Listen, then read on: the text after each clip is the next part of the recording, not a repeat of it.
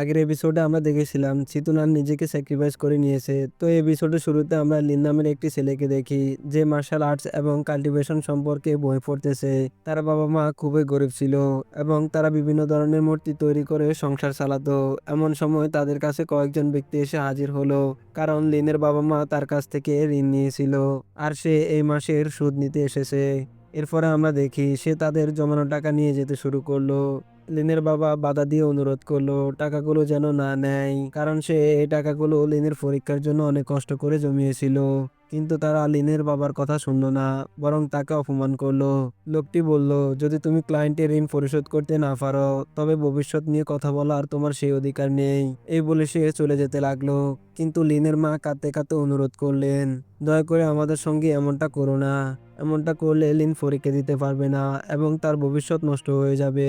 কিন্তু লিন তার মা বাবাকে বলে, আপনাদের এসব করার কোনো দরকার নেই, কারণ আমি আপনাদের কাউকে কারো সামনে হাঁটু গেড়ে বসতে দেখতে চাই না। এরপর সেই লোক লিনকে বলে, তুমি আগামী মাসে সুদও প্রস্তুত রেখো। তারপর লিনের বাবাকে ধাক্কা দিয়ে সেখান থেকে চলে যায়। এরপর আমরা দেখি লিনের বাবা এই ঘটনার কারণে খুবই মন খারাপ করে। তখন লিনের মা কাঁদতে কাঁদতে বলেন, এবছর তুমি পরীক্ষায় অংশ নিতে পারবে না আর আমরাও তোমাকে কোনো সাহায্য করতে পারছি না, তাই আমাদের ক্ষমা করে দিও। ঠিক তখনই আমরা দেখি লিনের চতুর্থ আঙ্কেল সেখানে চলে আসে। লিনের বাবা তাকে জিজ্ঞেস করেন, তুমি এখানে কেন এসেছো? তখন চতুর্থ আঙ্কেল বলেন, আমি একটি জরুরি কাজে এখানে এসেছি। এরপরে তিনি জানান যে আমাদের জামা কিংডমের হ্যাংইউসে একটি ইমোর্টাল কাল্টিভেটরদের একজন নতুন ডিসাইবল লাগবে। তাই আমি চাই লিনো সেখানে অংশগ্রহণ করুক, কারণ আমাদের পরিবারের কাছে 3টি কোটা আছে।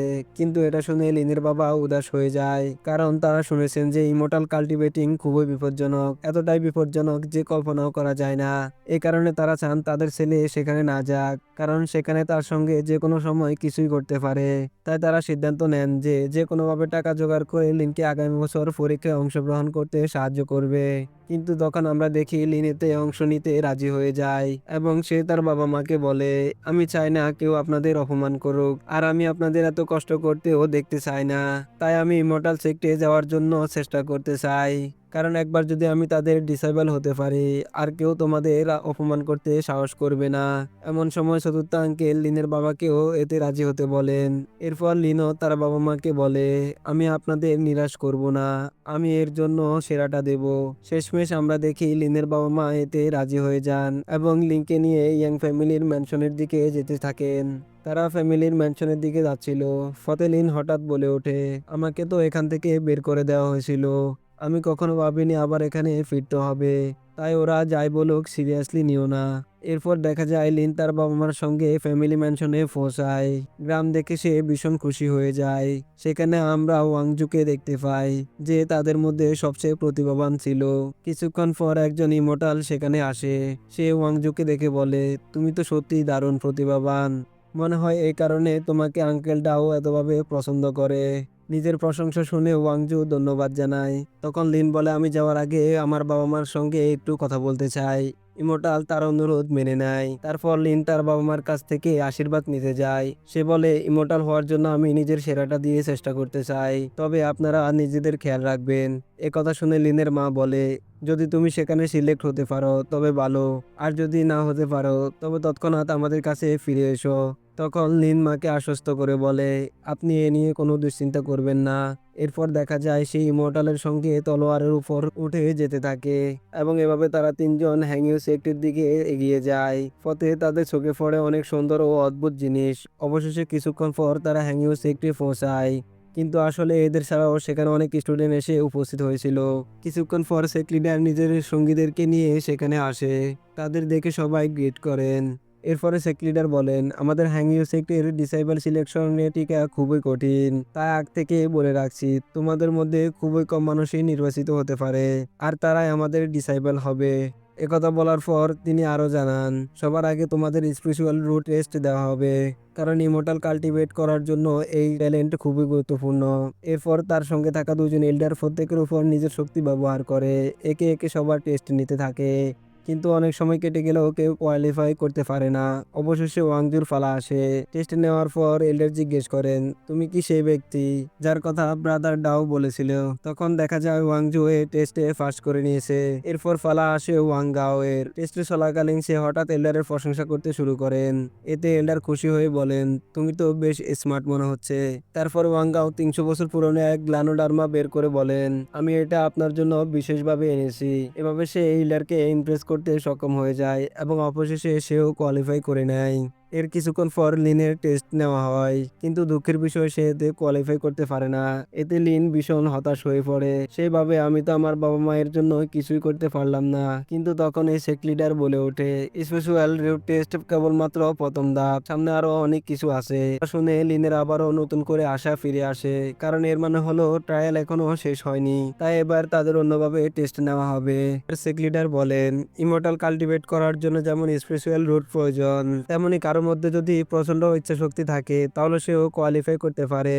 এরপর বাকি স্টুডেন্টরা নতুন করে ট্রায়াল দেওয়ার জন্য প্রস্তুত হয়ে যায়। তখন সেক লিডার সামনে এসে তাদেরকে একটু উঁচু জায়গা দেখিয়ে বলেন, কেউ যদি সূর্য ডুবার আগে ওই উঁচু স্থানে পৌঁছে যায় তাহলে সে এই টেস্ট কোয়ালিফাই করবে, কিন্তু যদি সূর্য ডুবার আগে শেষ করতে না পারে তাহলে তাকে ফেল ধরা হবে। তিনি আরো বলেন, এই পথে তোমাদের সামনে অনেক রকম চ্যালেঞ্জ আসবে, তাই যদি মনে করো তুমি আর উপরে উঠতে পারছো না, তবে সঙ্গে সঙ্গে সাহায্যের জন্য ডাক দেবে, আমাদের লোক তোমাদেরকে বাঁচিয়ে নিচে নিয়ে আসবে। এভাবে নতুন টেস্ট শুরু করা হয়। সবাই তৎক্ষণাৎ উপরে উঠতে প্রস্তুত হয়। অন্যদিকে লিন মনে মনে ভাবে, এটাই আমার শেষ সুযোগ, যে কোনো মূল্যে আমি এটি সম্পূর্ণ করতে চাই। তারপর আমরা দেখি সেও বাকি সবার সঙ্গে উপরের দিকে উঠতে শুরু করে, কিন্তু হঠাৎ এক ছেলে লিনকে ধাক্কা দিয়ে নিচে ফেলে দেয় আর সে নিজে সামনের দিকে এগিয়ে যায়। কিন্তু কিছুক্ষণ যাওয়ার পর সেই ছেলেটি আগুনের মধ্যে ফেসে যায় এবং আর বের হতে পারছে না। তখন ইমোটালরা এসে তাকে সেখান থেকে নামিয়ে নেয়। এভাবে যারা নিজেদের জায়গা থেকে সামনে এগোতে পারছিল না তাদেরকে ইমোটালরা সাহায্য করে নিচে নামিয়ে আনছে। কিন্তু কিছু ছেলেদের উপর হঠাৎ পানি পড়তে শুরু করে, আবার কিছু জনের উপর লাইটিং অ্যাটাক হতে শুরু করে। এই কারণে অনেকেই মাঝপথে হাল ছেড়ে দিতে বাধ্য হয়। কিন্তু অন্যদিকে লিন ভয়ঙ্করভাবে আহত হয়ে পড়লেও সে হাল ছাড়েনি। সে মরিয়া হয়ে উপরের দিকে উঠতে চেষ্টা করতে থাকে। তখন হঠাৎ সে একটি জায়গায় পড়ে যায়। সেখানে চারিদিকে শুধু জ্বলন্ত লাভা আর লাভা। এত ভয়ঙ্কর লাভার মাঝেও সে উপরের দিকে উঠতে চেষ্টা করে, কিন্তু লাভার কারণে তার পুরো শরীর পুড়ে যেতে থাকে। আর বেশিক্ষণ সহ্য করতে না পেরে সে তাতে ডুবে যায়। তবুও লিন হাল ছাড়ে না। কোনোভাবে প্রাণপণ চেষ্টা করে সে সেখান থেকে কিনারায় চলে আসে। কিন্তু তখন হঠাৎ করে দেখা যায় তার শরীরের সমস্ত ক্ষত নিচ থেকে হিল হয়ে গিয়েছে। আর সেই মুহূর্তে সে উঁচু একটি স্থানের সামনে এসে পড়ে। তখন লিন দ্রুত দৌড়ে সে জায়গায় যাওয়ার জন্য প্রস্তুত হয়ে যায়, কিন্তু হঠাৎ সে নিচের দিকে তাকিয়ে দেখে নিচের আর কোনো পথ নেই। এটা দেখে সে ভীষণ মন খারাপ করে, কিন্তু সে ভয় কাটিয়ে সিদ্ধান্ত নেয় যেভাবে হোক এই পরীক্ষায় সে সফল হবে। এভাবে সে যখন সামনে পা বাড়ায় তখন হঠাৎ করে সে বুঝতে পারে নিচে একটি অদৃশ্য রাস্তা রয়েছে। সেটিকে ব্যবহার করে সে সামনে এগোতে শুরু করে। এভাবে নীল ধীরে ধীরে ওই স্থানের দিকে যেতে থাকে, কিন্তু হঠাৎ তার সামনে একটি অদৃশ্য দেওয়াল ভেসে ওঠে, যার কারণে সে আর সামনে এগোতে পারে না। সে সর্বশক্তি দিয়ে দেওয়ালটি ভাঙার চেষ্টা করে, কিন্তু শেষ পর্যন্ত সে কিছুই করতে পারে না। ঠিক তখনই ঘোষণা আসে, সময় শেষ, তোমার সব চেষ্টা বৃথা গেল। এ কথা শুনে লিন হতাশ হয়ে যায় এবং কিছুটা পিছনে সরে আসে, কিন্তু হঠাৎ সে জেদ ধরে দেওয়াল ভাঙার চেষ্টা করে। ফলস্বরূপ সে জোরে একটি ধাক্কা খেয়ে নিচে পড়ে যায়। পরের দিন দেখা যায় লিন রহস্যময় এক জায়গায় এসে পড়েছে। এখানে তার সামনে সিতুনাল দাঁড়িয়ে আছে। এটি দেখে সিতুনাল বলতে শুরু করে, অবশেষে তুমি এখানে পৌঁছে গিয়েছো। এবং এরপরে এপিসোডটি শেষ হয়ে যায়। তো বন্ধুরা, ভিডিওটি কেমন লেগেছে কমেন্ট করে জানাও। আর ভিডিওটি যদি ভালো লেগে থাকে তাহলে চ্যানেলটি সাবস্ক্রাইব করে পরবর্তী ভিডিওর জন্য বেল আইকনটি বাজিয়ে দাও।